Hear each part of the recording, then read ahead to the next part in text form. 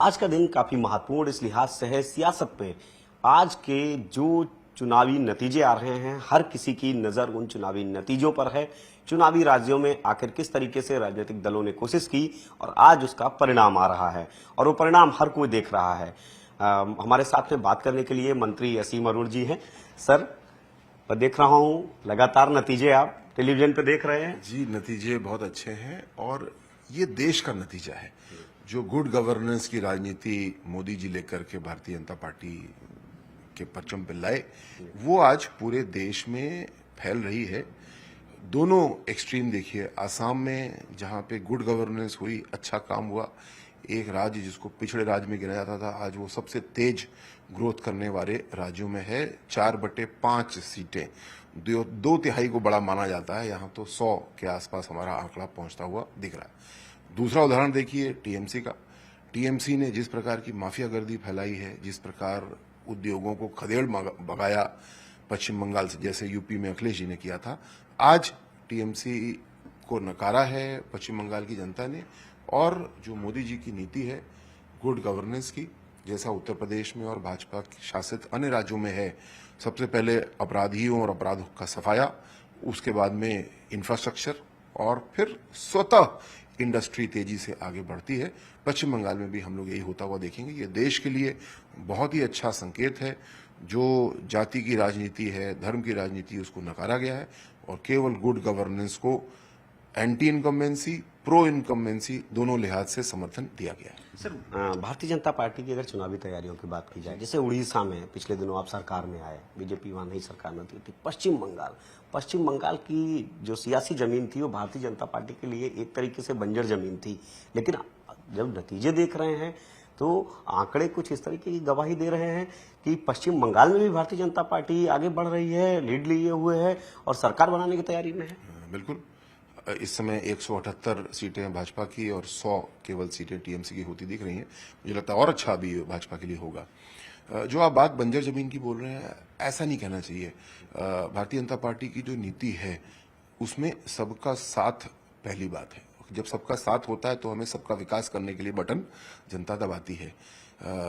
किसी भी राज्य की बात करिए, उत्तर प्रदेश, उड़ीसा, अब पश्चिम बंगाल या असम, पहले भारतीय जनता पार्टी स्पष्ट नीति के साथ काम करती है कि हमको सबका वोट भी चाहिए और हमको सबका सम्मान भी करना है। कोई भी, चाहे संख्यात्मक रूप से छोटा सा समूह हो, चाहे वो मेजॉरिटी समूह हो, भारतीय जनता पार्टी हर समूह से नेतृत्व को विकसित करती है, सम्मानित करती है। भारतीय जनता पार्टी के सारे निर्णय किसी एक व्यक्ति के नहीं होते हैं, एक समिति के होते हैं और उस समिति में सभी की बात सुनी जाती है, सभी का प्रतिनिधित्व होता है। तो जो सबका साथ की नीति, और यही तो लोकतंत्र का मतलब है। लोकतंत्र का मतलब कि एक सुप्रीमो कोई नेता है और उसके कहने पे सब होता है, ऐसा नहीं है। पश्चिम बंगाल में जो काम हुआ है तो उसमें पश्चिम बंगाल का एक नेतृत्व हमारा अच्छा खासा था। नया नेतृत्व, युवा नेतृत्व को विकसित किया गया और तभी 178 सीटों का परिणाम आता हुआ हम लोग को दिख रहा है। सर, ये पश्चिम बंगाल की बात की जाए, चुनावों के दौरान खासकर पश्चिम बंगाल चर्चा में होता था। तमाम तरह के वहां पे विवाद होते थे। जब मतदान होता था तब भी संघर्ष नजर आता था, कानून व्यवस्था खराब नजर आती थी। लेकिन इस बार जो देखा गया कि पश्चिम बंगाल में जब मतदान हुए तो कोई एक बड़ा किसी तरीके से कहीं पर कानून व्यवस्था खराब हो या किसी तरीके से लोगों को मतदान में दिक्कत हुई हो, ऐसी कुछ चीज भी नहीं देखी गई है। पश्चिम बंगाल ऐतिहासिक रूप से भारत का सबसे समृद्ध राज्यों में से एक था। सांस्कृतिक रूप से, आर्थिक रूप से, कलकत्ता का पोर्ट, उसकी वजह से अंग्रेजों ने भी अपना जो शासन था वो कलकत्ता से ही जमाया। तो बंगाल का, पूरा बंगाल में बोलूं और अब पश्चिम बंगाल बोलूं, तो इसका बहुत ही समृद्ध और गौरवशाली इतिहास है, उत्तर प्रदेश की तरह। लेकिन जैसे उत्तर प्रदेश को बीमार कर दिया गया था, उसी तरीके से पश्चिम बंगाल को बीमार किया गया। जब नेतृत्व ही ऐसा होगा जो अपराधियों को बढ़ावा देता होगा, भ्रष्टाचार को बढ़ावा देता होगा और विकास के बारे में भूल जाएगा, तो हालत ये होनी थी। आज ये परिवर्तन हुआ है। जो सुरक्षा की बात है, मैं चुनाव आयोग को बहुत धन्यवाद देता हूं। मैं याद भी दिलाऊंगा 2007 का चुनाव जब लेफ्ट हारा और टीएमसी आई पश्चिम बंगाल में, वो पहला चुनाव था जब चुनाव आयोग ने हर केंद्र पे सेंट्रल फोर्सेस को लगाने का निर्णय लिया। इलेक्शन के जो पुलिस अरेंजमेंट्स होते हैं, उस 2007 के चुनाव को एक लैंडमार्क चुनाव माना जाता है, क्योंकि उसके बाद अगला चुनाव यूपी का आया था 2007 का, जिसमें कि पुनः हर केंद्र पे सेंट्रल फोर्सेस लगाई गई और उस समय सपा की गुंडों की सरकार इसी वजह से हट पाई। मायावती जी की सरकार उस समय 2007 में आई थी। ये क्रिया लगातार चुनाव आयोग ने मजबूत की है। पुलिस ऑब्जर्वर तैनात करने शुरू किए और इस बार पश्चिम बंगाल में काउंटिंग में भी कुछ पुलिस ऑब्जर्वर को तैनात किया गया है। मैं अपनी पुलिस फोर्सेस को धन्यवाद देता हूं, आयोग को धन्यवाद देता हूं, क्योंकि चुनाव की शुचिता एक और एसआईआर से ठीक हुई। फर्जी वोट जब है ही नहीं तो फर्जी, यही मैं सवाल करने वाला था सर। एसआईआर का तो सीधा सर देख रहे हैं कि ये चुनाव हुआ और एसआईआर उससे पहले और उसके बाद अब नतीजों में भी वो चीजें सामने आ रही हैं। क्या एसआईआर पे तमाम तरह के सवाल उठाए गए थे? 23-24 साल से एसआईआर नहीं हुआ था, तो एसआईआर तो होना ही था और हम देख रहे थे लगभग 55-60%, 62% से ऊपर वोटर परसेंटेज कहीं नहीं जाता था। क्यों? क्योंकि इतने वोटर यहाँ पे जो मर गए हैं, जो फर्जी हैं, उनके नाम पड़े हुए थे। कांग्रेस भी बार बार ये दिखा रही थी, ब्राजील का मॉडल दिखा रही थी, जो दिखा रही थी, तो दोनों बात में एक ही समानता थी। और आयोग को बहुत धन्यवाद कि उन्होंने सारी फर्जी वोटरों को हटाया। वो फर्जी वोटर किसके थे ये तो भगवान जाने, जब फर्जी है तो फर्जी है। लेकिन आज जो 85%, 90%, 92% टर्नआउट जा रहा है, वो इसीलिए जा रहा है क्योंकि फर्जी वोटर हट गए। हमारा भारत का जो चुनाव का सिस्टम है, ये दुनिया के सबसे मजबूत सिस्टम्स में से एक है। अमेरिका से भी ज्यादा अच्छा सिस्टम हमारा आज बन चुका है। लेकिन मैं इसको स्वीकारता हूं, मैं भी मांग करता था कि वोटर लिस्ट की शुचिता को सुनिश्चित करना जरूरी है और तब हमारा सिस्टम और मजबूत होगा।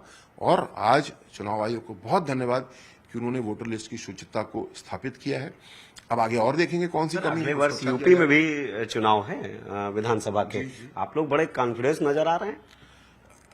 कॉन्फिडेंस में इसलिए है क्योंकि भारतीय जनता पार्टी हमेशा चुनाव को जीतने के लिए, विकास की राजनीति करने के लिए तैयार रहती है और उत्तर प्रदेश का कुछ ऐसा क्रम है कि हर साल एक ना एक चुनाव हमारा आ ही जाता है।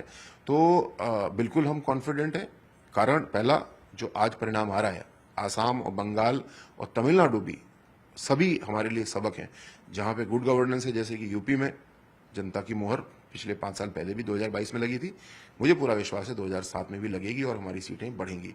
और जहां पे जैसे कि हमारे साथ ही चुनाव होगा पंजाब का भी, जहां पे बैड गवर्नेंस है, जहां पे हाहाकार आज पंजाब में मचा हुआ है, ड्रग्स सरकार के लोग वहां पे बिकवा रहे हैं, ये हालत है, वहां पे आम आदमी पार्टी की सरकार के खिलाफ वोट होगा। अगला जो विधानसभा चुनाव है वही होगा अगले साल का बड़ा चुनाव जो आने वाला है। मुझे विश्वास है गुड गवर्नेंस, विकास की राजनीति, सबको साथ लेके चलने की राजनीति मोदी जी अब हमारे भारत की राजनीति के डीएनए में स्थापित कर चुके हैं। सरकारें राज्य दर राज्य बढ़ती जा रही हैं आप लोगों की, हर राज्य जीतते जा रहे हैं। क्योंकि अन्य पार्टियां परिवारवाद, भ्रष्टाचार की नींव पे रखी गई हैं।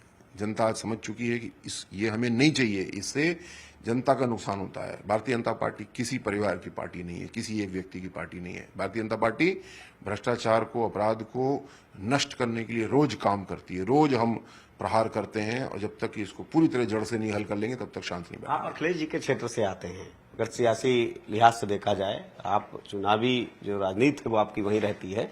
अखिलेश यादव जी कह रहे थे कि ममता दीदी हैं और ममता दीदी ही रहेंगी। देखिए, चुनाव के पहले अखिलेश जी को हर बार हम लोग सुन चुके हैं, वो इस तरह के स्टेटमेंट देते हैं और इसको तो जैसे कुश्ती में ताल ठोकना होता है, मैं वही मानता इस हूँ। बार ईवीएम भी विपक्ष मुद्दा हमेशा बनाता रहा है। अभी देखिए, हारने के बाद के इनके पुराने वो तौर तरीके हैं। अभी ईवीएम को दोष देंगे, चुनाव आयोग को दोष देंगे, जिस प्रशासन के साथ चुनाव हुआ है उसको भी दोष देंगे। लेकिन मैं मानता हूं कि सबसे बड़ी बात है जो जनता की वोट है, वो वोट गुड गवर्नेंस के लिए भारतीय जनता पार्टी के साथ, मोदी जी के साथ है। ये मेरे लिए नहीं, भाजपा के लिए नहीं, ये देश के लिए बहुत बड़ी खबर है, बहुत अच्छी खबर है। मुझे विश्वास है कि जो 2047 में विकसित देश बनाने का संकल्प है, ये उसका वोट है। आज पश्चिम बंगाल उस यात्रा में पीछे छूट रहा था। सरकार की बड़ी बड़ी योजनाएं, आयुष्मान की योजना, अन्न की योजना, उसको ममता जी अपने बंगाल में लागू नहीं कर रही थी। जनता ने इस बात का दंड उनको दिया है। बिल्कुल, ये हमारे साथ में मंत्री असीम अरूर जी थे। लगातार ये नतीजे देख रहे हैं और वाकई आज का दिन जाहिर सी बात है महत्वपूर्ण दिन है। और जिस तरीके से असीम अरूर जी का कहना है कि आगामी जो उत्तर प्रदेश के विधानसभा चुनाव है, इससे पहले पंजाब के चुनाव हैं, हमारी पूरी कोशिश रहेगी कि हम इन राज्यों में भी चुनाव जीते और जो चुनावी राज्यों के आज नतीजे आ रहे हैं, भारतीय जनता पार्टी बेहतर कर रही है। ये नतीजे प्रधानमंत्री नरेंद्र मोदी जिस तरीके से विकसित भारत बनाने के लक्ष्य को लेकर आगे बढ़ रहे हैं और सबका साथ सबका विकास की रणनीति पर आगे बढ़ रहे हैं, उसी का परिणाम है। कैमरामैन रवि के साथ संकेत मिश्रा, न्यूज़ 18 लखनऊ।